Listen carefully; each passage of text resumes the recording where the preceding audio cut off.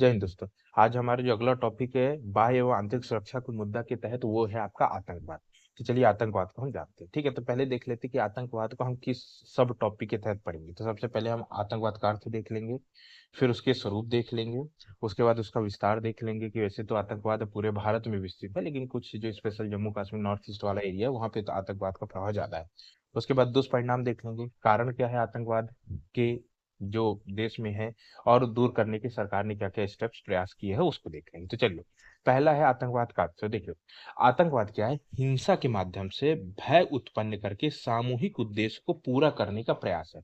मतलब कि पहला तो है कि सामूहिक उद्देश्य, कोई एक सामूहिक, जैसे जम्मू कश्मीर में आतंकवाद है तो जम्मू कश्मीर के जब बहुत एक बहुमत में एक विचार है कि नहीं हमको जैसे अलग होना है, ठीक है, तो जब उनका बहुत लोगों का ये एक सामूहिक उद्देश्य हो जाएगा, अब फिर उस उद्देश्य को पूरा करने के लिए वो क्या करेंगे? हिंसा का सहारा लेंगे, हिंसा के द्वारा भय उत्पन्न करेंगे। किसके खिलाफ? वहां जो लोग और है जो उनके समान उद्देश्य वाले नहीं है या उनके खिलाफ विरोध करते हैं, उनके इन उद्देश्य पूरा नहीं, मतलब जो जम्मू कश्मीर से अलग नहीं होना चाहते, उनके खिलाफ वो हिंसा करके भय उत्पन्न करके अपने उद्देश्य को पूरा करते हैं। तो ये कहलाता है आपका आतंकवाद। तो चलिए अगला देख लेते हैं आपका स्वरूप क्या। तो देखिए, आतंकवाद के मुख्यतः तीन स्वरूप होते हैं। एक हो गया जैसे आंतरिक आतंकवाद, दूसरा बाह्य आतंकवाद, और तीसरा विचारधारा पर आधारित आतंकवाद। तो देखिए, आंतरिक आतंकवाद ये एक होता है, जैसे इसको ये वाला जो टॉपिक है ये वैसे आपको मैं विस्तृत रूप से पहले मैं बता दिया, जिसमें उग्रवादी विकास के भी संबंध है।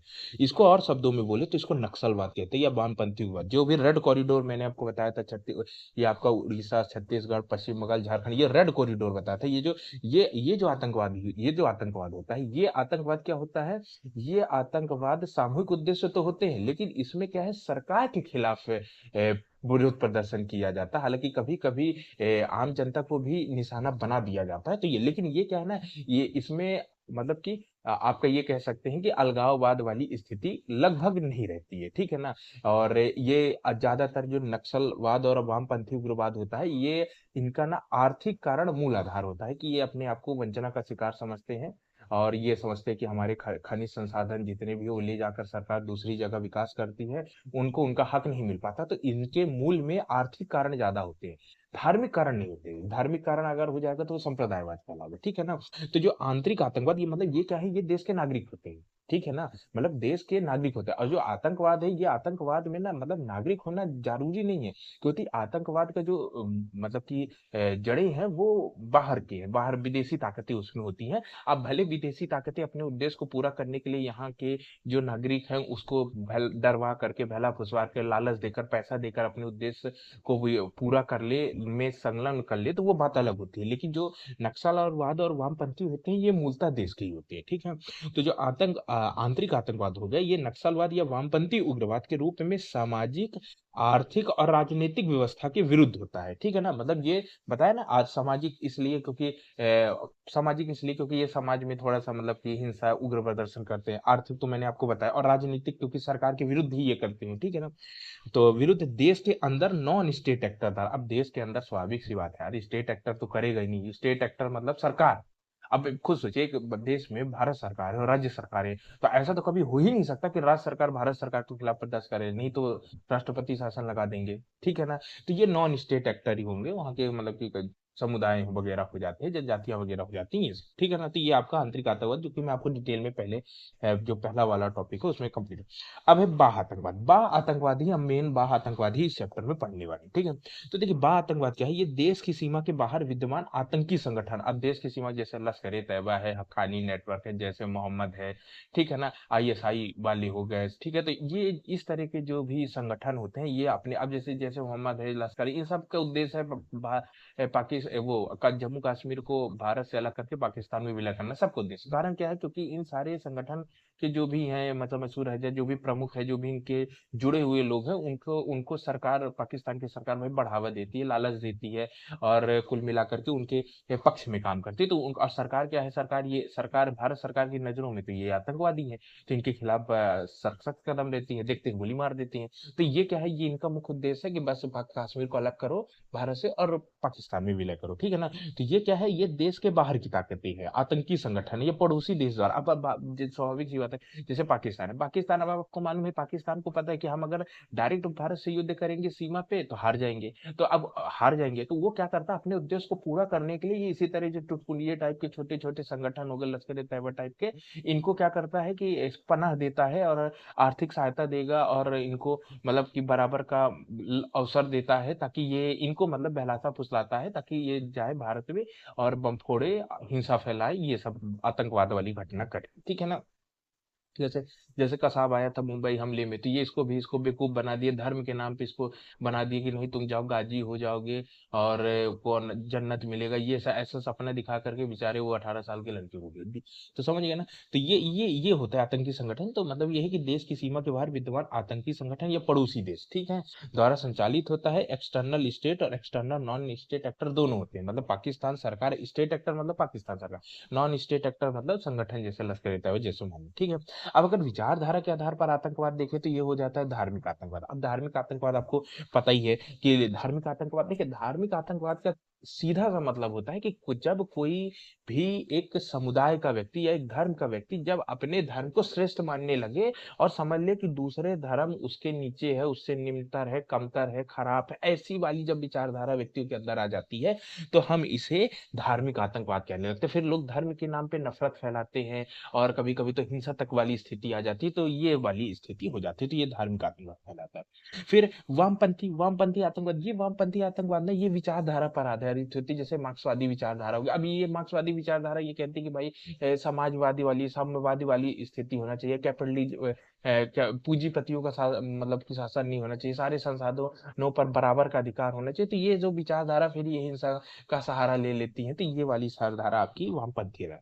फिर राष्ट्रवादी आतंकवाद का मतलब वही जो जम्मू कश्मीर में चलता है, जम्मू कश्मीर में हो गया, वो सोचते हैं कि नहीं हम भारत से, हम राष्ट्रवाद है, हम मर जाएंगे, हमको अलग करो। या खालिस्तानी हो गया, वो सोचते हैं कि नहीं हिस्सा पंजाब वाला कुछ हरियाणा वाला इलाका नहीं, खालिस्तानी एक अलग देश बनेगा, ठीक है ना। बोडोलैंड वाले हो गए तो वो बोडोलैंड वाले, तो ये अपने आप को ना मतलब कि भारत का हिस्सा ना मान करके अपने स्पेशल क्षेत्रवाद वाली स्थिति से जुड़ाव महसूस करने लगते हैं और उसको राष्ट्र समझ करके आतंकी गतिविधियां करने लगते हैं। फिर है एक नशा आतंकवाद। देखिए नशा आतंकवाद ना एक जैसे इससे ना सबसे ज्यादा अगर कोई पीड़ित है तो पंजाब हरियाणा वाला इलाका या नॉर्थ ईस्ट वाला इलाका। क्यों? क्योंकि ये इधर इधर आपके पाकिस्तान अफगानिस्तान अब पड़ जाएगा गोल्डन क्रिसेंट, और ये इधर आपका golden triangle, Myanmar Laos Vietnam वाला इलाका गोल्डन। तो यहाँ पे क्या है ना, यहाँ सीमा से बहुत ज्यादा ड्रग्स वगैरह आ जाती है। तो ये क्या करते हैं कि ये नशा का सहारा लेकर के, जैसे मान लीजिए पाकिस्तानी संगठन हो गया, अपने उद्देश्य को पूरा करना है, इनको नशा देगा और कहेगा जाओ बम फोड़ दो, जब आतंकवाद फैला। तो ये नशा का पैसा, अब क्या है ना, जो नशे की लत लग जाता है फिर उसके लिए पैसा इंपॉर्टेंट नहीं होता अगर उसको नशा मिल रहा है। अब नशा नहीं मिलता तो पैसा लेगा अगर नशा खरीदने की। तो ये हो गया नशा। तो आपको स्वरूप स्वरूप मेरे ख्याल से आपको पूरा समझ में आ गया होगा। चलिए अब देख लेते हैं विस्तार। देखिए अगर हम विस्तार की बात करें तो वैसे तो नॉर्मली देखा जाए तो आतंक से ना पूरा देश प्रभावित है, कहीं कम और कहीं ज्यादा, ठीक है। पूरा देश प्रभावित है, कोई ऐसा देश नहीं है। क्यों? क्योंकि अब 4 राज्य आपके जम्मू कश्मीर, पंजाब, राजस्थान, गुजरात, ये पाकिस्तान से लगे हैं तो ये प्रभावित हो गए। उसके बाद नॉर्थ ऊपर वाले पूरे राज्य आपके, जैसे हिमाचल प्रदेश, लद्दाख हो गया, यूटी है लद्दाख, उसके बाद है उत्तर प्रदेश, बिहार, सिक्किम, ये हो गए नॉर्थ उत्तर वाले, और नॉर्थ ईस्ट म्यांमार, जितने ये बाउंड्री के ऊपर, उसके बाद बांग्लादेश वाले, ठीक है ना। मतलब जितने भी अंतरराष्ट्रीय सीमा वाले जितने राज्य है वो लगभग ज्यादातर आतंकवाद से प्रभावित है। अब बचे दक्षिण भारत के राज्य, दक्षिण भारत के राज्य तटीय सीमा लगती है तो वो दक्षिण वहां से प्रभावित हो जाते हैं। जैसे महाराष्ट्र देखा, अब महाराष्ट्र तो कोई अंतरराष्ट्रीय सीमा नहीं छूता, लेकिन मुंबई में हमला हो जाता है या साउथ में हमले हो जाते हैं, ठीक है। तो कुल मिला के देखा जाए तो पूरा भारत आतंकवाद से पीड़ित है, लेकिन कहीं ज्यादा कहीं कम। तो अगर हम ज्यादा में देखें तो पहला जम्मू कश्मीर है आतंकवाद। अब जम्मू कश्मीर में आतंकवाद बताने की जरूरत नहीं है, आपको मालूम है, ठीक है ना। अलगाववाद वाली स्थिति है। फिर उसके बाद है आपकी पंजाब। देखिए अलगाववाद का मतलब होता है कि उनका उद्देश्य है कि हमको अलग होना है, ठीक है। उसके बाद है पंजाब में आतंकवाद। देखिए पंजाब में आतंकवाद तो पहले नहीं था, लेकिन बाद में फिर ये पंजाब में आतंकवाद बढ़ गया। और ये कह सकते हैं कि पंजाब में आतंकवाद जो पनपा, उसका कहीं ना कहीं मूल कारण था राजनीतिक का। कुछ पार्टियां, मैं नाम नहीं लूंगा, कुछ पार्टियां अपने राजनीतिक उद्देश्य के लिए समुदायों के मध्य हिंसा करवा दिए, फिर उसके बाद जिस समुदाय का सहारा लिया गया था उसी समुदाय का दमन कर दिया गया, जिससे उनको लगने लगा कि सरकार उनके विरोध में है, और फिर उन्होंने अपने खालिस्तान जैसे मुद्दा उठा दिया और अपने आप को आतंकी गतिविधियों में संलिप्त कर दिया। ठीक है, तो ये हो गया आपका पंजाब में आता है। उसके बाद आता है मध्य भारत या दक्षिण भारत में आतंकवाद। तो देखिए मध्य भारत में आतंकवाद का जैसे मुद्दा अगर देखें तो जैसे हो जाता है, जैसे बाबरी मस्जिद वाला मुद्दा हो गया, ठीक है, या या आपका जैसे मुंबई में जैसे आतंकी हमले हो गए, तो इसका इसका अगर देखें ये ना मुख्यतः 1990 के बाद पनपा, ठीक है, जैसे बाबरी मस्जिद। अब बाबरी मस्जिद में ये धार्मिक आतंकवाद का स्वरूप हो जाता है, ठीक है, तो अब इसमें कुछ ज्यादा कहने की जरूरत है नहीं, ठीक है। दक्षिण भारत में भी आते रहते पाकिस्तान भारत। उसके बाद है पूर्वी भारत में वामपंथी आतंकवाद या नक्सलवाद, ठीक है ना। ये नक्सलवाद ने पूर्वी भारत में बता ही दिए, जैसे रेड कॉरिडोर है, ये सब अपने आर्थिक उद्देश्यों के लिए सरकार से लड़ते रहते हैं। फिर आ जाता है आपका पूर्वोत्तर भारत में आतंकवाद, देखिए उग्रवाद। पूर्वोत्तर भारत का जो आतंकवाद है ना, वो एक्चुअली नक्सलवाद का ना थोड़ा सा ज्यादा उग्र रूप है। क्यों? क्योंकि नक्सलवाद वाले में ना जो एरिया है, नक्सल जो रेड कॉरिडोर है, इसमें जो है ना, इसमें भी संगठन है। और इसमें आपका जैसे हमने तो क्या है, मार्च 2026 तक तो हमने लक्ष्य रख रखा है कि हम नक्सलवाद को भारत का लक्ष्य को खत्म कर देंगे, ठीक है। लेकिन जब हम पूर्वोत्तर भाग में जाते हैं तो वहाँ क्या है कि वहाँ जनजाति बहुल राज्य है, ठीक है ना। उसके बाद है कि वहाँ सरकार का जो पकड़ है वो कम है। और उनको उसके अलावा जो नॉर्थ ईस्ट के जो भी संगठन है जो उग्रवाद फैलाते हैं, उनको बाहरी ताकत का बहुत ज्यादा सपोर्ट है, जिसके कारण ये ना अपने आप को ना अपने मतलब बहुत कठोर तरीके से अपनी जड़ें जमा चुके हैं। मतलब इनका पब्लिक कांटेक्ट भी बहुत है, और इनके पास मतलब असला बारूद भी बहुत है। मतलब उग्रवाद आप देखेंगे इसीलिए हमेशा नॉर्थ ईस्ट तो कहीं आपका मणिपुर हिंसा होगी, कहीं असम में हिंसा होगी, कहीं देखिए नॉर्थ ईस्ट में हिंसा होती रहती है बहुत ज्यादा। आपका कह सकते हैं सेंसिटिव वाला एरिया। तो जो पूर्वोत्तर में उग्रवादी, इसमें तो बाहरी ताकतों का ज्यादा हिस्सा हो जाता है, ठीक है। तो ये आपको आतंकवाद तो मैंने आपको विस्तार लगभग बता दिया, ठीक है। अब चलिए एक एक करके देखते हैं। तो पहला है पूर्वी भारत में वामपंथी आतंकवाद या नक्सलवाद, ठीक है। हालांकि मैंने इसको पूरा बता दिया, फिर भी थोड़ा सा मैं इसको आपको समराइज कर दूंगा, ठीक है। अब पूर्वी भारत में बात करें तो आपको मालूम है पूर्वी भारत में मुख्यतः जो आपका वामपंथी उग्रवाद या नक्सलवाद से पीड़ित है, वो आपका है पंजाब वाला एरिया, ठीक है ना। अब इसकी कहानी शुरू होती है 1980 के दशक से प्रारंभ होती है, लेकिन 2000 तक ये समाप्त कर दिया जाता है। आज भी जो आपका खालिस्तानी की मांग करते हैं, वो भारत में रहने वाला कोई व्यक्ति मांग नहीं करता, ठीक है। वो कनाडा में रहते हैं, ठीक है, और निज्जर जैसे लोग हो गए, या फिर और भी कई लोग हैं जो कनाडा में सह कुछ ब्रिटेन में सह पाते हैं, तो वहां रहते हैं आपका। तो ये बाहर रह करके जरूर खालिस्तान, लेकिन भारत के अंदर का कोई व्यक्ति ऐसी मांग नहीं करता। तो 1980 के दशक में प्रारंभ हुआ था, 2000 तक समाप्त हो गया। अब 2018 के बाद पंजाब 2018 के बाद पंजाब में आतंकवाद पुनः सक्रिय। अब 2018 में अब देखिए 2018 में आपके 18 के बाद कुछ शक्तियां हैं जिनको मतलब कि अ, सह मिल गया, जिसके कारण आतंकवाद पुनः प्रारंभ हो गया। अब अगर हम इसमें आतंकवादी करने वाले कुछ संगठन आतंकी संगठन के बारे में देखें तो जैसे है बब्बर खालसा इंटरनेशनल, जिसको BKI बोलते हैं, 1978 में स्थापित हुआ और इसका संस्थापक बाधवा सिंह था। फिर है खालिस्तानी जिंदाबाद फोर्स, 1988 में स्थापित हुआ, संस्थापक रणजीत सिंह थे। फिर है खालिस्तान खालिस्तान कमांडो फोर्स, 1986 में स्थापित हुआ, इसके संस्थापक मनवीर सिंह थे और वर्तमान नेता गुरुवास सिंह है। फिर है खालिस्तानी लिबरेशन फोर्स, ये 1986 में स्थापित हुआ और संस्थापक अरुण सिंह। फिर है खालिस्तान टाइगर फोर्स, ये आपका 1995 में स्थापित हुआ और इसके जगतार सिंह तारा, ठीक है ना।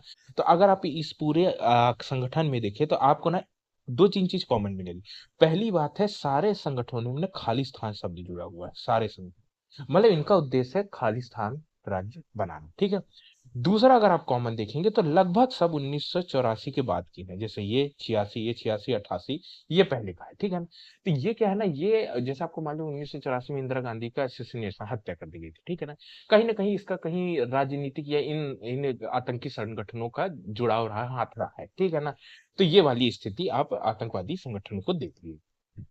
अगर हम इनके द्वारा कुछ प्रमुख घटनाओं के बारे में देखें तो आपको हाल ही के, क्योंकि देखिए ना 2000, मैंने आपको बताया ना कि ये तो पहले 1980 में शुरू हुआ था, देखिए सब 1980, लेकिन 2000 तक समाप्त कर दिया गया, ठीक है। लेकिन 2018 के बाद फिर एक बार ये पुनः सक्रिय हो गया, ठीक है। अब अगर इसमें कुछ प्रमुख घटना की बात करें तो अब आप, जैसे है कि 1 जनवरी 2019 को क्या हुआ कि कनाडा में गोल्डी बराड़ को यूएपीए के तहत व्यक्तिगत आतंकवादी घोषित किया गया। ये बब्बर खालसा इंटरनेशनल से जुड़ा था, ठीक है ना। जैसे गोल्डी बरार हो गया और एलवी ग्रुप हो गया, तो ये सब यहाँ पे काम करते हैं, ठीक।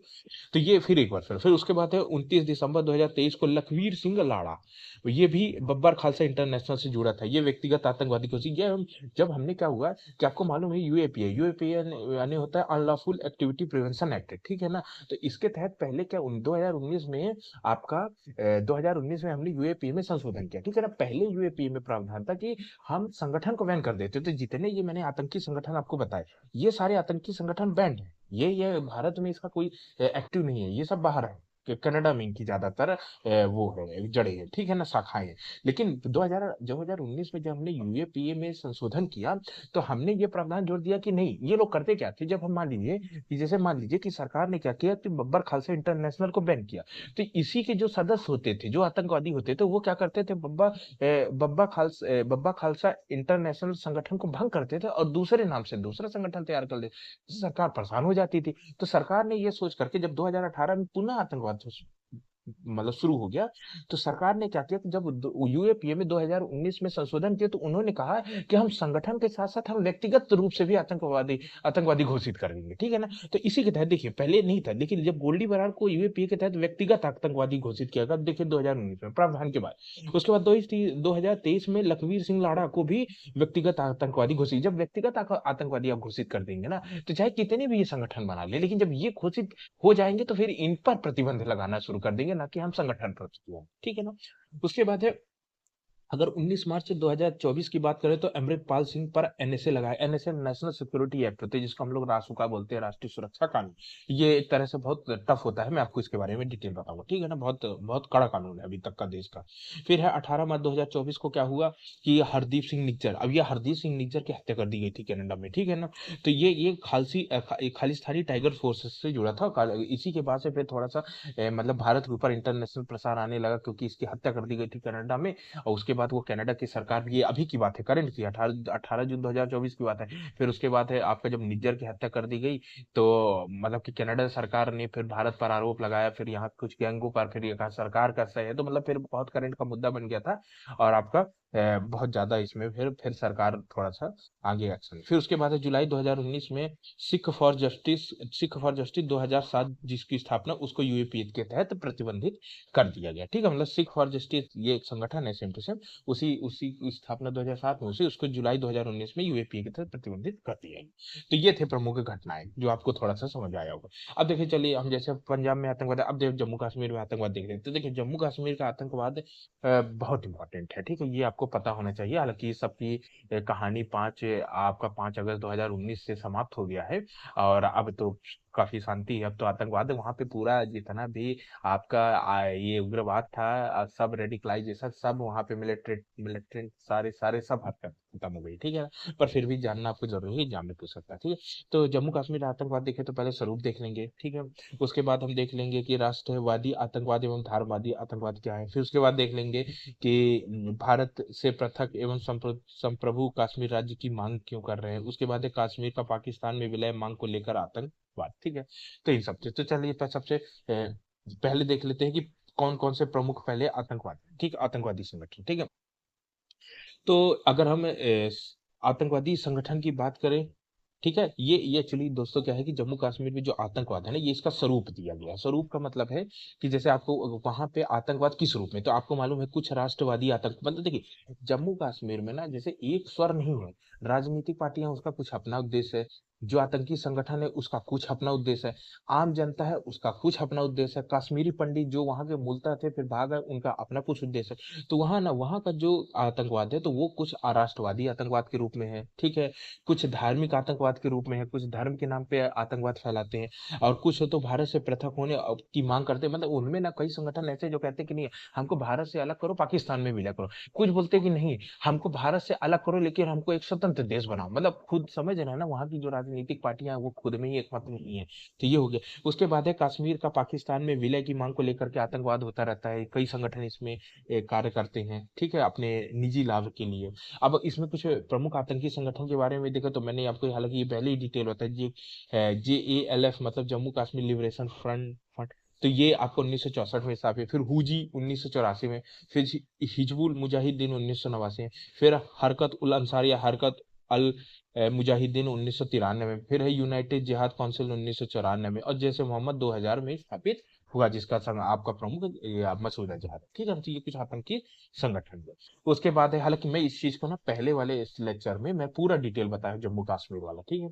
उसके बाद है मध्य भारत, और अगर दक्षिण भारत में आतंकवाद की बात करें तो अब मध्य भारत में तो जम्मू कश्मीर वाला वो भी अब मुद्दा तो समाप्त हो गया, तो उसका भी आपको जानने की कोई जरूरत नहीं है। लेकिन एक जो दक्षिण भारत का मतलब एक बहुत ज्यादा मतलब कि दर्दनाक जो हमला था, ये आपका मुंबई हमला, 26 इसको मुंबई हमला, इसको 26/11 अटैक भी बोलते हैं, 26 नवंबर 11 मतलब नंबर, तो 26 नवंबर 2008 को अटैक हुआ था, और इसी के बाद फिर हमने एनएसजी का गठन कर दिया था, ठीक है ना। तो ये आपका मुंबई हमला हुआ जो कि आपको पता होना चाहिए, ठीक है। और आपको मालूम है आपका नाम पता ही होगा, पास कश्मीर के आतंकी संगठन में करवाया था, ठीक है।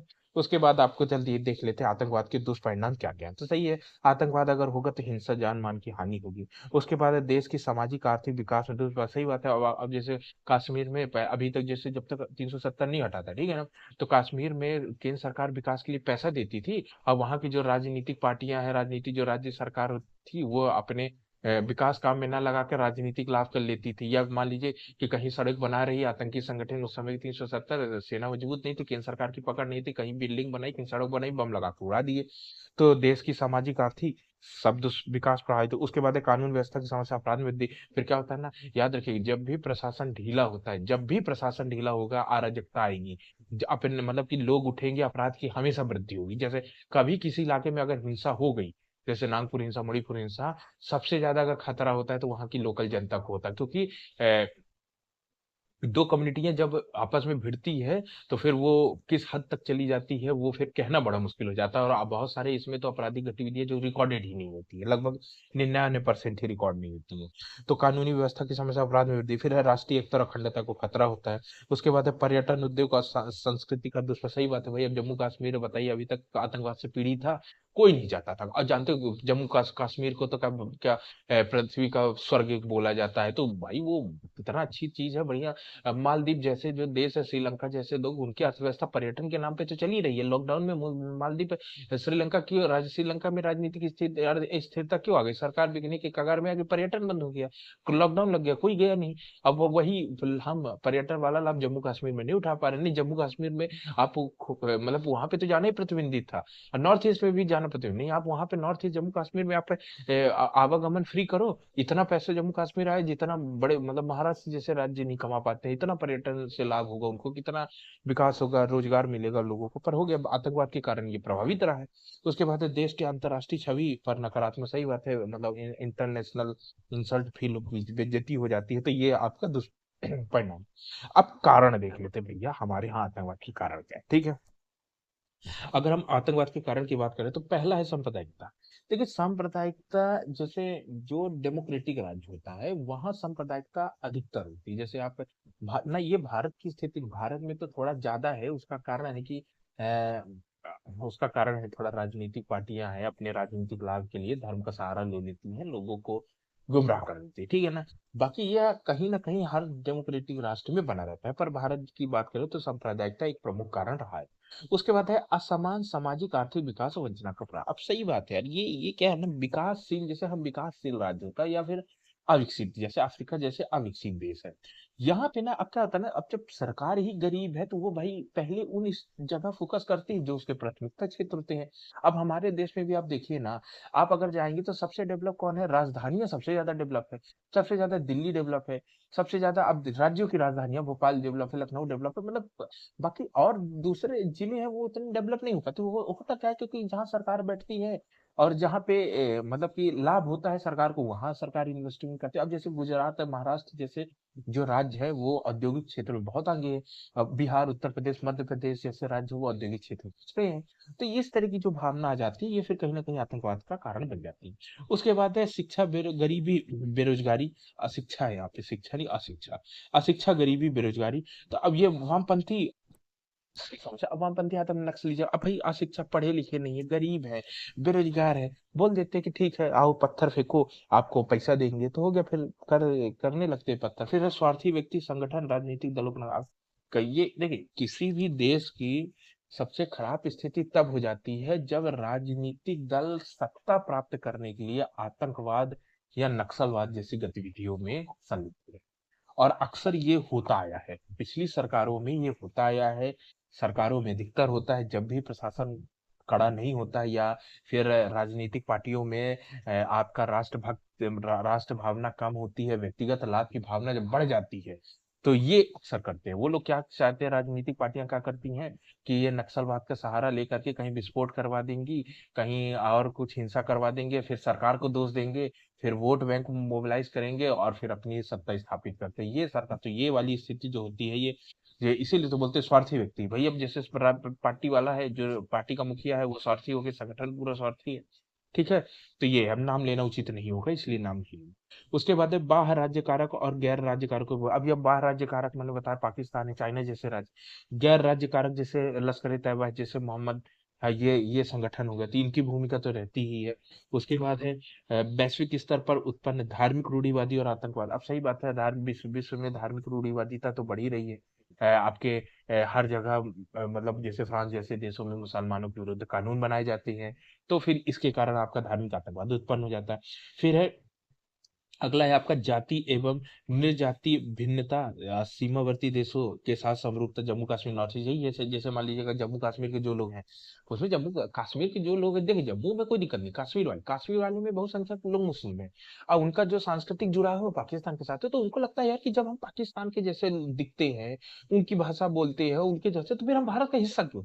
और सेम टू सेम यही फीलिंग आती है आपका नॉर्थ ईस्ट में। नॉर्थ ईस्ट वाले ज्यादातर दिखने वाले चाइनीज लोग, चाइनीज जैसे म्यांमार जैसे दिखते हैं। उनको लगता है कि यार हमारा सारा सांस्कृतिक जुड़ा उसके साथ, तो फिर हम भारत का हिस्सा क्यों है। तो ये जो फीलिंग आती है, अब ऐसा थोड़ी ना होता है कि भाई आप जिस भूमि में पैदा हुए हो, जो वहां का जो राज्य प्रशासन रहा है, जो मतलब जो राजनीतिक प्रक्रिया रही है, आप उस तरफ में जाएंगे। ये होता है मतलब प्रक्रिया, नहीं तो फिर तो पूरा विश्व ही ना फिर एक देश हो जाए कि कहीं ना कहीं जुड़ाव तो हमेशा बना हुआ है, ठीक है। तो ये वाली जो मतलब स्थिति आ जाती है वो आतंकवाद को फैलाती है, और यही का सहारा लेकर नॉर्थ ईस्ट में आतंकवाद फैलाते हैं कश्मीर में। उसके बाद कठोर कानून, दृढ़ राजनीतिक शक्ति का अभाव है। ये कठोर कानून अब नहीं, अब तो जब से मोदी जी आ गए हैं तब से तो कानून अब 370 ही हटा दिए, नॉर्थ ईस्ट में भी बहुत ज्यादा डेवलपमेंट हो रहा है। तो लेकिन अगर कारण में लिखे तो कठोर कानून का अभाव रहा ही है, ठीक है। बाद में हम फिर बनाने के लिए यूएपीए में संशोधन किए, हमने एनएसए में संशोधन किया, बहुत जगह संशोधन किया, ठीक है। तो ये आपके कारण है। अब चलिए देख लेते हैं कि भैया सरकार ने क्या क्या प्रयास किए हैं इसको खत्म, ठीक है। अगर हम राष्ट्रीय स्तर पर किए गए प्रयास की बात करें, देखिए अभी अब मैं आपसे बताऊं कि आतंकवाद पर अब धीरे धीरे चीजें नॉर्मलाइज हो रही, ठीक है। 19 से हटा दिए तो अब धीरे धीरे अब ये रखा है कि खत्म तो देखो, खत्म निकट भविष्य में तो कोई कल्पना नहीं की जा सकती, 50-100 साल तक, ठीक है। लेकिन जो घटनाएं पहले बहुत ज्यादा होती थी वो नहीं होती हैं। अब सरकार भी टाइट हो गई, पूरा प्रशासन टाइट हो गया, मतलब आपका प्रशासनिक तंत्र एक्टिव हो गया, और जो आपकी रॉ है आईबी है, ये क्योंकि इनका काम ही होता है ये आतंकवाद जैसे सूचना तंत्र, ये इंटेलिजेंस का काम करती है, तो ये बहुत हम एडवांस कर दी गई, तो इसके कारण ये घटनाओं में कमी तो आई है, ठीक है ना। और देख लेते हैं पिछले कितने प्रयास थे जो कि सरकार ने किए, तो देखिए पहले टाडा टाडा एक कानून होता था, टेररिज्म एक्ट, वो 1987 में। पोडा लाया, पोडा भी 2002 में, फिर सुप्रीम कोर्ट द्वारा 1995 में आपका टाडा, और आपका 2004 में पोडा को समाप्त कर दिया गया, ठीक है। फिर है अफस्पा, ये तो समाप्त हो गया टाडा और पोडा, लेकिन जो अफस्पा है, armed force special power act, जो कि सेना को स्पेशल पावर देता है। नाम ही आर्म्ड फोर्स मतलब सेना को स्पेशल पावर देता है उस इलाके में, गिरफ्तारी के और जांच के, पड़ताल के, गोली चलाने तक के पावर दे देता है। ये नागालैंड में अलगाववाद के कारण गठित हुआ। अब नॉर्थ ईस्ट में आपको, और ये अभी भी है ना, जैसे अभी नागालैंड हो गया, मणिपुर में, ये यहाँ 6-6 महीने करके अवधि में बढ़ा देते हैं जरूरत के अनुसार, ठीक है। लेकिन ये आपका आपस जम्मू कश्मीर में नहीं लगा हुआ है, ठीक है। उसके बाद अगला है कि सरकार ने आपका ये यूएपीए, अनलॉफुल एक्टिविटी प्रिवेंशन है, गैर कानूनी गतिविधि निरोध अधिनियम, ये 1967 आपका 67 में बना था, ठीक है, 1967 में। जुलाई 2019 में हमने संशोधन किया और संगठन के साथ भी व्यक्ति पर बैन लगाने लगे, मतलब ये तो बहुत टाइट कर दी इसको, ठीक है। उसके बाद है एनएसए, नेशनल सिक्योरिटी एक्ट, ये आपका, इसको राष्ट्रपति बोलते हैं, राष्ट्रीय सुरक्षा कानून, ये 1980 में बना था, ठीक है। और सरकार को लगता, अब ये देखिए ये कानून कठोर क्यों, देखिए ये ना मतलब पुराने अंग्रेजों के समय का कानून जैसा है ये, ठीक है। अब ये क्या कहता है कि सरकार को लगता है कि किसी व्यक्ति द्वारा राष्ट्र को खतरा है, तो वो बिना किसी अपराध के 12 महीने तक उसको जेल में रख लेगी।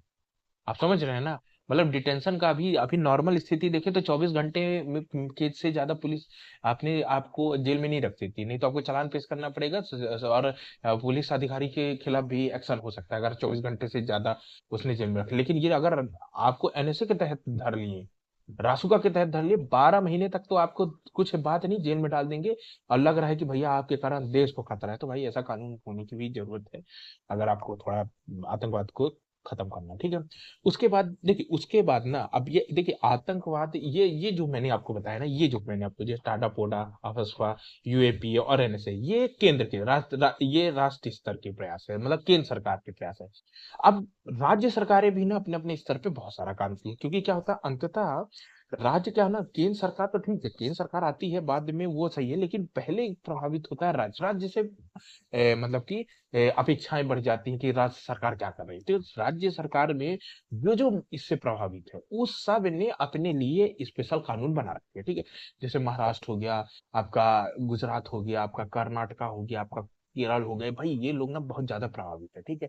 अब जैसे मध्य प्रदेश है, तो मध्य प्रदेश में कोई ऐसे आतंकवादी कोई घटना ऐसे खासा नहीं होती, ठीक है ना, तो ये लोग आतंकवादी जो मध्य प्रदेश प्रभावित है, लेकिन जो प्रभावित है, ठीक है, उन्होंने अपने लिए स्पेशल, जैसे अगर महाराष्ट्र की बात करें, ये राज्य स्तर पर बात, तो महाराष्ट्र में एक मकोका कानून, मकोका बना हुआ है। मकोका का मतलब है कि Maharashtra control of organised crime act 1999। अब देखिए यहाँ पे लिखा हुआ है ऑर्गेनाइज्ड क्राइम। अब देखिए ऑर्गेनाइज क्राइम को ना मैं ये वाले वीडियो के जस्ट बाद अगला ही आपको बताऊंगा ऑर्गेनाइज क्राइम क्या होता है।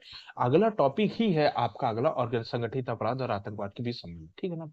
ये वाले वीडियो में मैं आपको अभी शॉर्ट में बता देता हूँ, अगले वाले वीडियो में मैं जस्ट आपको डिटेल कर दूंगा पूरा, ये वाला पूरा एक लेक्चर ही रहेगा, ठीक है। ऑर्गेनाइज क्राइम का मतलब सीधा सा मैं सरल शब्दों में बोलूं कि जब क्राइम एक कंपनी के सहारे होने, कंपनी के जैसे होने लगे, कि मान लीजिए जैसे जैसे डी कंपनी यानी दाऊद की कंपनी, ठीक है। अब दाऊद की कंपनी में ना, जैसे कंपनी में दाऊद का डी कंपनी का हेड हो गया दाऊद, अब दाऊद ने ना अपने नीचे बहुत सारे कमांडर रख रखे, कैप्टन रख रखे, जैसे समझ लीजिए कि भारतीय सेना, अब भारतीय सेना में जनरल है, मेजर है, कैप्टन है, लेफ्टिनेंट, जैसे नहीं, ये पूरा प्रशासनिक तंत्र ही है उसका, सेना का। उसी तरह ऑर्गेनाइज क्राइम का होता है संगठित अपराध, संगठन के द्वारा किया जाने वाला अपराध। अब अगर इसका होता है कि इसका मुख्य उद्देश्य क्या हो सकता है, इसका मुख्य उद्देश्य होता है पैसा कमाना, सिर्फ लगभग मुख्य उद्देश्य पैसा। तो ये संगठित अपराध, जैसे जैसे अगर फिल्मों की भाषा में बोलूं तो जैसे नहीं होता कि सुपारी ले लेना, कि सुपारी नहीं कहते फिल्मों की भाषा में, सुपारी ले रखी क्या, तो जो सुपारी शब्द आता है ना, ये संगठित अपराध के लिए आता है। ये क्या करते हैं, जैसे किसी को दुश्मनी निकालनी किसी से, ठीक है, मैं व्यवहारिक शब्दों में बता रहा हूँ, किसी को किसी से दुश्मनी, अब अगर मान लीजिए आप उसके खिलाफ अपराध कर देंगे, तो आपको जेल में डाल के अंदर अंदर जेल में डाल देंगे, ठीक है ना। तो फिर लोग क्या करते हैं, लोग संगठित अपराध कंपनी के पास जाते हैं, कंपनी के बाद भैया पैसा देंगे, बोल देंगे हाँ उसका हाथ पैर तोड़ दो, उसको मार दो, जो भी करना होगा वो कह देगा, ठीक है। अब वो क्या करते हैं, वो कंपनी इनसे कॉन्ट्रैक्ट ले ली, इसको कॉन्ट्रैक्ट किलिंग भी बोलते हैं, ठीक है। अब कंपनी इनसे कॉन्ट्रैक्ट ले ली, अब क्या करती है, वो कंपनी का अपराध नहीं करती, वो किसी, कंपनी भी अपराध कर सकती है, उनके मतलब कई सारे गिरोह होते हैं, या फिर वो किसी गरीब गरीब को पकड़ के कुछ पैसा मतलब दे करके, लालच दे करके, डरा धमका करके उससे अपराध कर, ठीक है। और ये महाराष्ट्र और जितने भी डेवलप्ड एरिया होते हैं, जितने महाराष्ट्र गुजरात हो गए, कर्नाटका हो गई, भाई यहाँ पे ना ये सबसे ज्यादा होता है, सबसे ज्यादा होता है। और ये डेवलप एरिया में क्यों होता है, क्योंकि यहाँ ना लोग दुश्मनी के मतलब की वजह से तो कम, कंपटीशन के सहारे ज्यादा करवा देते। मान लीजिए कोई कंपनी बढ़ रही, दूसरी कंपनी बढ़ रही है, उसके किसी सीईओ को उड़ा दो, ये सब तो मतलब कई सारे उद्देश्य इसके पीछे काम करते हैं। मैं अगली चैप्टर में इसको डिटेल। तो जो मकोका है, मकोका जो Maharashtra control of organise crime है 1999, ये महाराष्ट्र सरकार ने महाराष्ट्र में आतंकवादी गतिविधियों पर कंट्रोल करने के लिए इसको बना था। अगर हम इसके कुछ अगर प्रावधानों की बात करें तो ये क्या करता है, इस संगठित अपराध को रोकने, आतंकवाद एवं संगठित अपराध के मध्य संबंध को खत्म करने के लिए पारित किया गया था। मैं अगले में फिर मैं इस संबंध की चर्चा करूंगा अगले वाले चैप्टर में। अगर मुख्य उद्देश्य बोले तो ये है संगठित अपराध या आतंकवाद पर नियंत्रण। अग्रिम जमानत का कोई प्रावधान नहीं। अगर किसी के ऊपर मकोका लग गया कि सरकार ने इसके ऊपर मकोका लगा दिया है तो अग्रिम जमानत नहीं है, न्यूनतम 5 वर्ष से फांसी तक की सजा दे दी जाएगी। आप ऑर्गेनाइज क्राइम कर रहे हैं, ठीक है, उसके बाद विशेष न्यायालय का गठन का प्रावधान ये मकोका करता है, ठीक है। उसके बाद 2008 में एनआईए का गठन किया गया, ठीक है, नेशनल इन्वेस्टिगेशन एजेंसी। जुलाई 2019 में एनआईए में हमने संशोधन किया, ठीक है। उसके बाद है 5 अगस्त 2019 को 370 धारा समाप्त कर दिए, जम्मू कश्मीर को यूटी बनाने के लिए, ठीक। चलिए, तो ये थे आपके आपके प्रयास सरकार, ये आपका था आतंकवाद के उन्मूलन के लिए किए गए प्रयास। चलिए अब देख लेते हैं, ये तो आपके संस्थागत प्रयास हो गए, हमने संस्था का निर्माण किया, कानून का। अब कुछ योजनाएं भी हम बनाए हैं, कुछ योजनागत प्रयास के बारे में देख लेते हैं, ठीक है। तो सबसे पहले है कि सुरक्षा ढांचे, सुरक्षा बल की जांच एजेंसियां और असूचना, असूचना प्रणाली का मतलब इंटेलिजेंस, इंटेलिजेंस जो आपका सिस्टम होता है, असूचना को इंग्लिश में इंटेलिजेंस का सशक्तिकरण, आधुनिकरण। सही बात है भाई, आईबी है आपकी, जैसे हमारे देश में दो है जो केंद्र स्तर की, एक हो जाती है आईबी और एक हो जाती है आपकी रॉ। तो रॉ जो है वो देश के बाहर के इंटेलिजेंस का काम करती है, और जो आईबी होती है वो देश के अंदर का इंटेलिजेंस ब्यूरो कहते हैं, वो आपका देश के अंदर के सूचना तंत्र के लिए काम करती है, ठीक है। तो भाई ये है ना, इनको आप आधुनिक, इनको सशक्त करो, आधुनिकरण करो इनका, ठीक है। फिर एनएसजी बनाया आपका, नेशनल सिक्योरिटी गार्ड, 1984 एनएसजी बनाया था 1984। जैसे ही आपका इंदिरा गांधी की हत्या हो गई थी तो इंपॉर्टेंट लोगों को सुरक्षा देने के लिए हमने एनएसजी का गठन किया गया था। बहुत एलिट फोर्स है देश की, बहुत एलिट फोर्स। इसका हेडक्वार्टर दिल्ली में है। फिर अगला है crime and criminal tracking network system 2009, इसको सीसीटीएन बोलते हैं।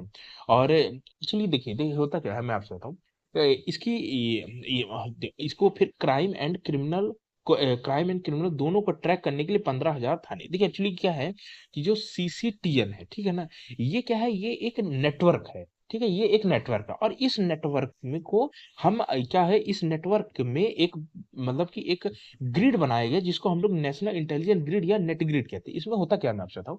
जैसे मान लीजिए कि कहीं कोई अपराध हुआ, ठीक है, अब आप स्वाभाविक सी बात है, मान लीजिए पाकिस्तान ने कहीं हमला करवा के अपराध किया, ठीक है। अब जैसे क्या होता है, जैसे मान लीजिए एनएसजी या कोई भी पुलिस है, उस राज्य की पुलिस एनएसजी, अब भाई उसको इन्वेस्टिगेशन करना है, ठीक है। अब भाई अब अपराध करने वाला तो अपराध करके भाग गया ना, अब वो पकड़ में मान लीजिए नहीं आया, ठीक है ना। अब उनको पकड़ में नहीं आया तो वो बस उनके पास ये होता है, कैमरा छानो, कैमरा में देखो कहाँ पे आया, कहाँ, उनके पास कोई जानकारी नहीं होती थी। जानकारी इन द सेंस कि मान लीजिए कोई व्यक्ति बाहर से आया, भाई वो फ्लाइट से आया, वो ट्रेन से आया होगा, वो कहीं रुका होगा, फिर वो कहीं मतलब कि किसी पब्लिक प्लेस में गया होगा। मतलब इसमें हमने क्या किया है, ये जो सीसीटीएन है ट्रैक करने के लिए, इसमें हमने क्या किया कि जितने भी सरकारी तंत्र हैं सबकी सूचना को हम एक जगह ला करके स्थित कर देते हैं। जैसे मान लीजिए कि हमने नेट ग्रिड बना दिया, ठीक है, जैसे मान लीजिए हमने ये नेट ग्रिड बना दिया, ये हमने बना दिया नेट ग्रिड, ठीक है। अब हम क्या करते हैं कि नेट ग्रिड में हमने रेलवे का डाटा डाल दिया, एयरपोर्ट का डाटा डाल दिया, कोई और पब्लिक कोई संस्थान है उसका डेटा डाल दिया, फिल्म का डेटा मतलब जो टिकट वगैरह लेते हैं इसका डेटा डाल दिया, हमने सारी तंत्र, हमने पुलिस थाने का पूरा डेटा इसमें डाल दिया, ठीक है ना। हमने सारे तंत्र का, अब जैसे मान लीजिए कि पता चला कि कोई व्यक्ति कहीं जगह अपराध किया, ठीक है। अब हमें पता चल गया कि फलाने व्यक्ति का नाम था फलाना, एक्स नाम का कोई व्यक्ति था, ए नाम का कोई व्यक्ति था मान लीजिए, ठीक है। अब हमने देखा कि ए व्यक्ति का नाम, हम तुरंत गए नेट ग्रिड में, हमने ए टाइप किया, हमने उसकी पहचान टाइप की, तुरंत आ गया कि हाँ ये बंदा इस तारीख को इस एयरपोर्ट से आया था, ये फिर फलाने होटल में रुका था, फिर वो वहां से वहां आया था। इससे क्या होता है ना, इससे ना बिल्कुल मतलब आपके समझिए कि रियल टाइम पे आप उसकी ट्रैकिंग कर सकते हैं कि भैया ये यहाँ से आया, इसका पूरा। फिर अभी मान लीजिए कि अपराध करके भाग भी रहा है ना, अब जैसे हम मान लीजिए कि उसने टिकट खरीदी फ्लाइट की, ठीक है ना, टिकट खरीदी, अब फ्लाइट की टिकट खरीदी, तुरंत रियल टाइम पे वो जो डेटा है वो नेट ग्रिड में चला जाएगा। और जैसे हमने तो उसके आगे का प्लान भी चला जाएगा कि अभी तुरंत करंट टाइम स्थिति में वो फलाने वाली फलानी फ्लाइट में ट्रेवल कर रहा है। तो इससे क्या होता है, इससे ना क्राइम को भी हम ट्रैक कर सकते हैं, क्योंकि आतंकवादी या क्रिमिनल आगे क्राइम करने जाएगा ना, तो हम क्राइम को भी ट्रैक कर सकते हैं और क्रिमिनल को भी ट्रैक कर सकते हैं। मान लीजिए उसने कोई सिम यूज किया है, ठीक है ना, अब हमने सिम का भी पूरा डेटा दे, मतलब जितना भी पब्लिक डोमेन में डेटा है, सबको आप एक जगह ला करके इंटीग्रेट कर दीजिए, वो कहलाता है आपका नेट की। तो इसी के तहत हमने 15,000 थाने तक को जोड़ के रखा है देश के, ठीक है ना। तो ये कहलाता है। तो नेट ग्रिड में क्या होता है, सारी पब्लिक जानकारी इसमें स्टोर होती है, और नेट ग्रिड में सभी सुरक्षा एजेंसियां इंटीग्रेटेड, इसी में आपका मिशन आईबी जितनी भी एनएसजी सारी, मतलब एक जगह, आप एक जगह स्थिर कर सकते हैं, ठीक है ना। तो ये हो गया। फिर अगर अगर अगला देखिए, तो अगला हो जाता है आपका, तो देखिए ये जो आपका था, मैंने आपको बताया ये जो 3 पॉइंट, ठीक है ना, ये जो 3 पॉइंट हैं, ये आपके हैं सुरक्षा ढांचा को सशक्तिकरण और आधुनिकीकरण कैसे किया गया, ये इसके पॉइंट है। तो पहला था हमने एनएसजी गठन किया, फिर हमने ये आपका सीसीटीएनएस बनाया, फिर हमने ये नेटग्रिड बनाया। तो इस इन इन स्टेप या इन प्रयासों के द्वारा हमने अपनी सुरक्षा एजेंसियों को सशक्त कर दिया और सूचना तंत्र को मजबूत कर दिया, ठीक है। अब अगला योजना, तो ये आपका पहला योजनागत प्रयास था। अब अगला देखें, तो अगला हो जाता है कठोर पुलिस कार्यवाही एवं विभिन्न ऑपरेशन। अब देखिए, पुलिस, अब क्या होता है, कहीं कहीं घटना हो जाती है, आतंकी घटना हो जाती है ना, तो आपको ना क्विक रिएक्शन लेना पड़ता है, मौके पे आप पुलिस जाए और वो अपनी कार्यवाही करे। उससे क्या होता है कि आप आतंकवाद, मतलब अपराध को भी रोक सकते हैं, और जनता का पुलिस पे भरोसा भी बढ़ता है, प्रशासनिक तंत्र पे भरोसा है। तो पुलिस ने कई कार्रवाई की है, कठोर कार्रवाई करती, विभिन्न ऑपरेशन, जैसे जैसे आपको मालूम है, पंजाब में जब स्वर्ण मंदिर पर आतंकवादियों ने हमला कर दिया, तो ब्लू स्टार, पंजाब पुलिस और सेना ने मिल करके ब्लू स्टार ऑपरेशन चलाया था, फिर स्वर्ण मंदिर से आपका आतंकवादियों को भगाया गया। उसके बाद जम्मू कश्मीर में ऑल आउट ऑपरेशन चलते हैं, खूब ऑल आउट ऑपरेशन सेना चलाती है। उसके बाद सर्जिकल स्ट्राइक, आपको पता ही है, बालाकोट सर्जिकल स्ट्राइक हो जाता है, ठीक है। तो इस तरह का ये हो गया। उसके बाद तो ये दूसरा होगा। तीसरा स्टेप में देखें तो सामाजिक आर्थिक विकास कार्यक्रम और विशेष पैकेज कार्यक्रम। अब इसमें क्या होता है, सामाजिक, अब जैसे जम्मू कश्मीर के लोग हैं, भैया वो अगर भैया वो गरीब रहेंगे, वो बेरोजगार रहेंगे, तो वो पत्थर उठाएंगे ही उठाएंगे। आप उनको रोजगार दो। जब भाई वो रोजगार लेंगे, तो भाई वो पूरा दिन जाके काम करेंगे, उनको उनके पैसे आ रहे हैं, वो अपनी फैमिली के बारे में सोचेंगे, अपना आगे का भविष्य सोचेंगे। क्यों पत्थर उठाएंगे? और फिर क्यों अलग होने की, मतलब देश से अलग होने की मांग करेंगे? अगर सीधी सी बात है, मांग वो इसीलिए कर रहे हैं ना, उनको ये लालच है कि पाकिस्तान में उनको बेहतर जीवन मिलेगा। अरे आप यहीं पे उनको बेहतर जीवन दे दो, तो क्यों मांग करेंगे? आप नॉर्थ ईस्ट में जाके बढ़िया डेवलपमेंट करो ना, अच्छी अच्छी मशीन लगाओ, औद्योगिकरण कर दो, क्यों कहीं कोई जाएगा? जब बेरोजगार होता है, तभी फिर आदमी भटकता है। तो ये वाली स्थिति, तो भाई आप सामाजिक आर्थिक विकास कार्यक्रम चलाओ ना, स्पेशल पैकेज दो। उसके बाद है पृथक राज्य का गठन और स्वायत्त परिषद का गठन। अब क्या होता है ना, कई बार हमारे देश में ना राज्य को लेकर के खूब हिंसा चलती थी, और पुराने समय में बहुत हिंसा, जैसे आंध्र प्रदेश अलग राज्य बना, जैसे आपने पढ़ा होगा कि भाषा के आधार पर राज्यों के गठन हुआ, कई सारे गठन हुए। तो भाई जब उनको लगता है, जैसे 2014 में हमने तेलंगाना बना दिया अलग, ठीक है ना, फिर हमने जैसे जरूरत पड़ी तो हमने यूटी बना दी, लद्दाख और कश्मीर को, तो उसके लिए रही है। फिर स्वायत्त परिषद बना। जब क्या होता है, जब जब होता क्या है कि किसी देश, मतलब किसी राज्य में, जैसे आप असम में जाए तो बोडोलैंड परिषद है, नागालैंड में भी, कई मणिपुर में बहुत सारे स्वायत्त परिषद बने, ऑटोनोमस बॉडी है। यहाँ पे क्या होता है, जनता का जब देखिए, जैसे मान लीजिए कि नॉर्थ ईस्ट में वो अलगाववाद करते हैं, उन्होंने अपना उल्फा, बहुत सारे संगठन बना रखे हैं, राज्य के खिलाफ वो करते हैं, मतलब हिंसा करते हैं, ठीक है भाई। जब उनको ऐसा लगता है कि भाई उनके अधिकारों का दमन हो रहा है, उनको बराबर नहीं, तो आप एक काम करो, आप संगठन बना दो, आप चुनाव करवा के उन्हीं को बैठा दो वहां पे। जब वो वहां बैठेंगे ना, तब वो फील करेंगे, तब उनको पता चलेगा कि जो सरकार कर रही है वही उनको करना पड़ रहा है, इतना सरकार के पास भी साधन नहीं है। आप समझ रहे हैं ना। तो इस तरह करके आप स्वायत्त परिषद बना लो, उनको जब जब वो चलाएंगे, वो राज्य या वो क्षेत्र चलाएंगे, उनको समझ में आ जाएगा।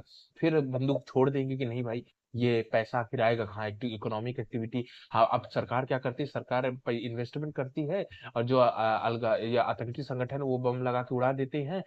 वो तो उनको तो लगता है कि हम सरकार का विरोध करते हैं। जब आप उनको स्वायत्त परिषद में बैठा दोगे, जब वो फिर सोचेंगे कि हम इन्वेस्टमेंट कर रहे हैं, जब उनके मतलब संरक्षण में एक सड़क बनेगी, जब कोई दूसरा संगठन, उसी का साथी संगठन कोई बम लगा के उड़ा देगा, तो बोलेगा क्यों कर रहे हैं, तो वो फिर समझ में आएगा कि क्या दिक्कतें हो रही है, ठीक है।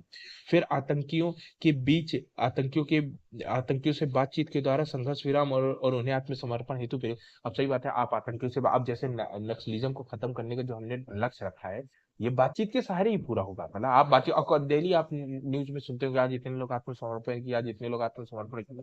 तो आप ठीक है, आप उनको बढ़िया दो, आप पैकेज दो, आप उनको रोजगार दो, उनको समझाओ, बातचीत करो, सब निपट जाएगा। और ये धीरे धीरे जैसे डेवलपमेंट हो रहा है, तो इनको भी अब सीधे समझ में आ रहा है कि इनकी पीढ़ियां पीढ़ियां चली गई, कोई परिवर्तन हुआ नहीं। फिर सीमा सीमा पार आतंकवाद को रोकने हेतु सीमा सुरक्षा पर, सही बात है, पाकिस्तान, चाइना, म्यांमार, सीमा पार आतंकवाद वहां से खूब होता है। तो अब अपनी वही है, जो आपकी बीएसएफ, जो पूरा प्रशासनिक तंत्र है, आर्मी में मतलब जो बॉर्डर में बीएसएफ बैठी है, आपकी आर्मी है, उसको खूब मजबूत करो, तो वो नहीं कर पाएंगे।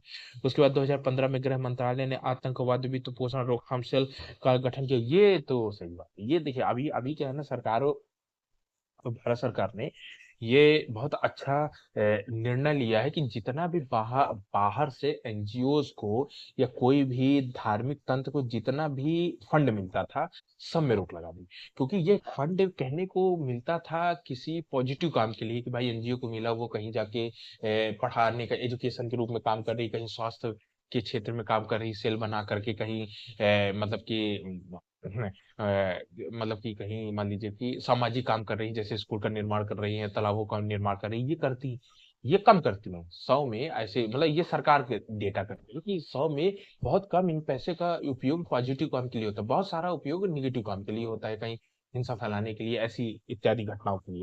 तो 2015 में गृह मंत्रालय ने आतंकवाद के लिए जितना पोषण रोकथाम होता था, सबको मतलब कि रोक दिया, कि भाई जब बाहर से एनजीओ के माध्यम से पैसा नहीं आएगा, नहीं बाहर से भाई, अब खुद सोचिए ना, कि विदेशी विदेशी शक्तियां हमारे देश में डेवलपमेंट के लिए पैसा दे रही है, तो भाई आप एनजीओ को क्यों दे रहे हो, आप सरकार को दो। और या फिर हम दूसरा ये भी कहते हैं ना, कि भाई जब आप विदेशी, आप सरकार हो, आपकी जिम्मेदारी है देश का विकास करना, तो आप विदेशी शक्तियों के सहारे क्यों पैसा लेकर के आप एनजीओ को देते हो। आप सरकार हो, आप भारत सरकार हो, राज्य की सरकार हो, आप खुद एनजीओ को पैसा दो ना, वो काम करेंगी, ठीक है ना। तो ये जो सेल बनाए गए थे, ये मतलब एक बढ़िया प्रयास, योजनागत प्रयास था। अब देख लेते हैं कि अंतरराष्ट्रीय स्तर पर क्या क्या प्रयास किए गए। ठीक है, अब अंतरराष्ट्रीय, क्योंकि अब आज की डेट में जो 1999 में आपका हमला हुआ था यूएसओ पे, उसके बाद से फिर ये अंतरराष्ट्रीय, अब तो बहुत सारे देश, कोई भी लगभग बचा नहीं आतंकवादी घटनाओं से, ठीक है ना। तो अंतरराष्ट्रीय स्तर पर भी प्रयास करना जरूरी था। तो अगर देखें, तो यूएन द्वारा किया गया, अब यूएन द्वारा कौन कौन से प्रयास करते हैं, तो पहला बात, आतंकवाद पर 13 कन्वेंशन प्रचलन में है। बताइए, 13 कन्वेंशन आतंकवाद पे प्रचलन में, कौन कौन से, अब हम देखते हैं, जो इंपॉर्टेंट है उनको देखेंगे। तो उसमें है United nation counter terrorism committee, 2001 में बनाई गई थी, आतंकी समूह को वित्त समर्पण होकर। देखिए, मैंने बताया था 2001 में जब अमेरिका पे डब्ल्यूटीओ की बिल्डिंग पे अटैक हुआ था, ठीक है ना। उसके बाद से अमेरिका को ये समझ में आ गया कि भाई जो आतंकवाद है, ये किसी क्षेत्रीय या किसी स्पेशल देश की समस्या नहीं है, भारत की समस्या नहीं है, आतंकवाद इज ए ग्लोबल प्रॉब्लम। और पूरे वैश्विक शक्तियों को मिल करके इसके खिलाफ लड़ना पड़ेगा।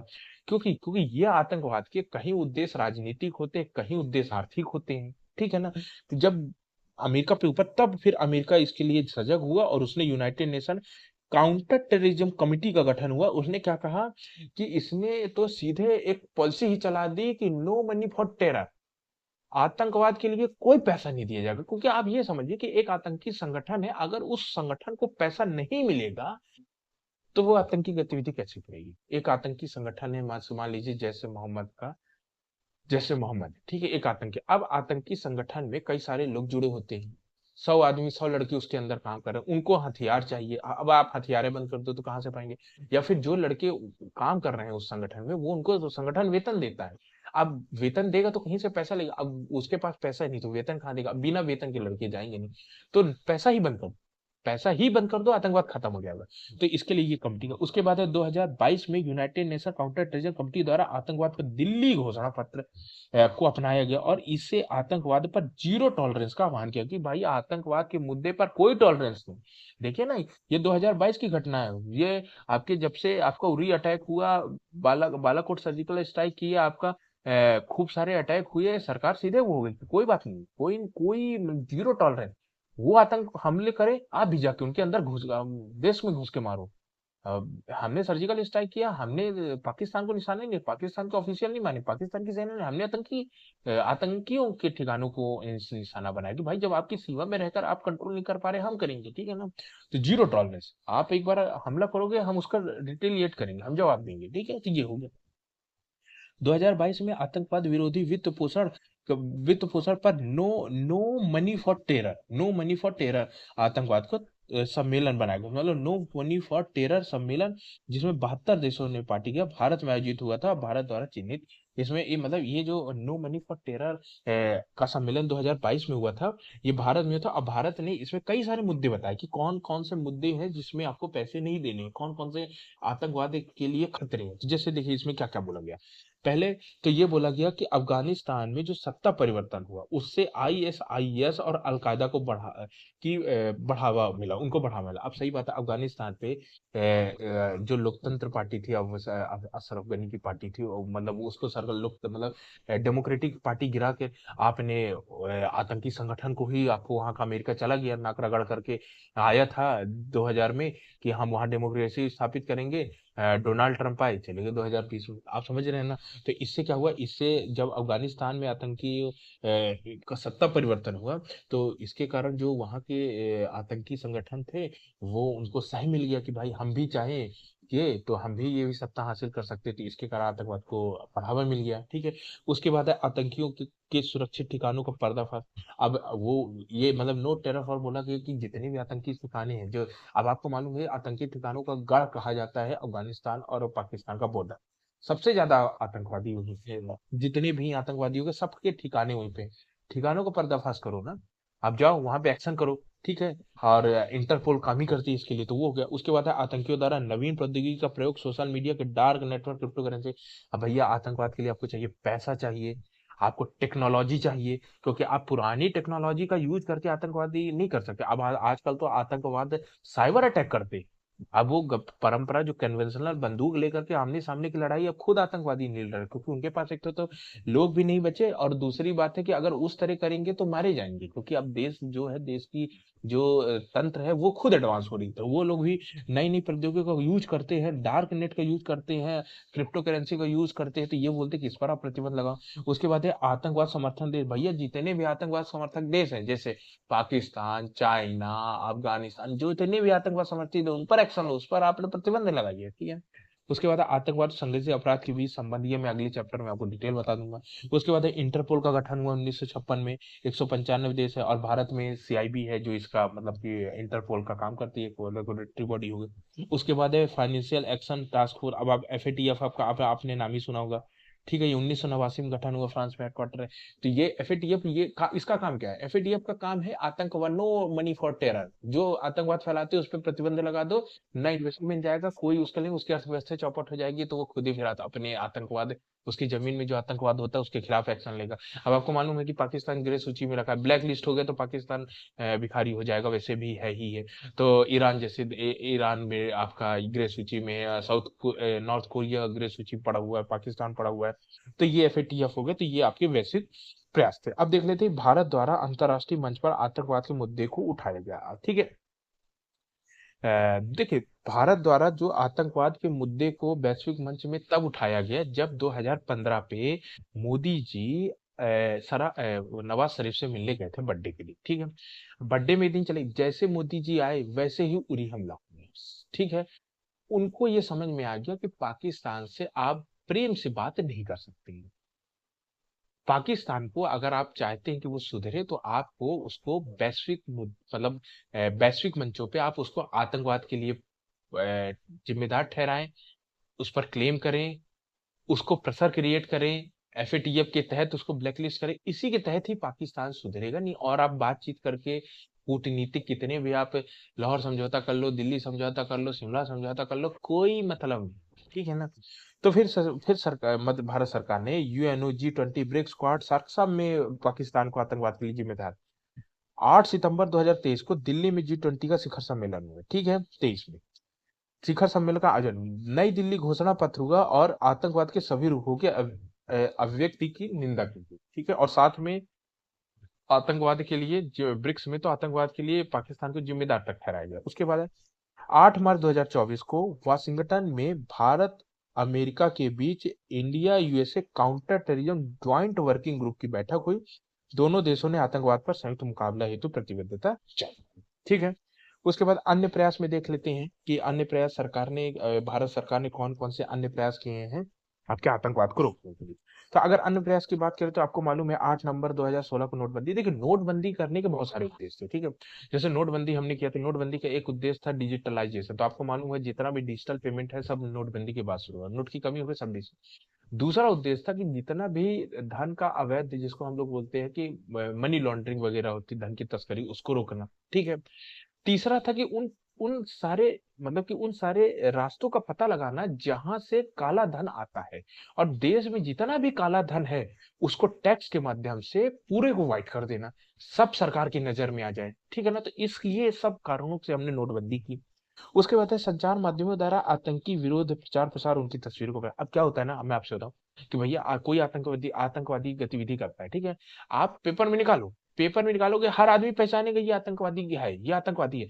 जब अगर उसके इलाके में कोई ऐसी घटना होगी और मान लीजिए कभी वो कहीं निकल गया, तो सब पहचान जाएंगे तुरंत पुलिस का। तो इसमें क्या होगा कि आतंकी गतिविधियों को उन्मूलन करने हेतु आम जनता का आप यूज कर रहे हैं, तो ये बहुत अच्छा हुआ। उनका उनका प्रकाशन होने लगा, प्रचार प्रसार होने लगा, जनता भी सजग होगी, जागरूक। उसके बाद है आतंकियों को पकड़ने के लिए वित्तीय सहायता, इनाम रख दिए कि फलाने व्यक्ति पर 50,000 का इनाम, फलाने व्यक्ति पर 2 लाख का इनाम, तो खुल लोग तो इसे।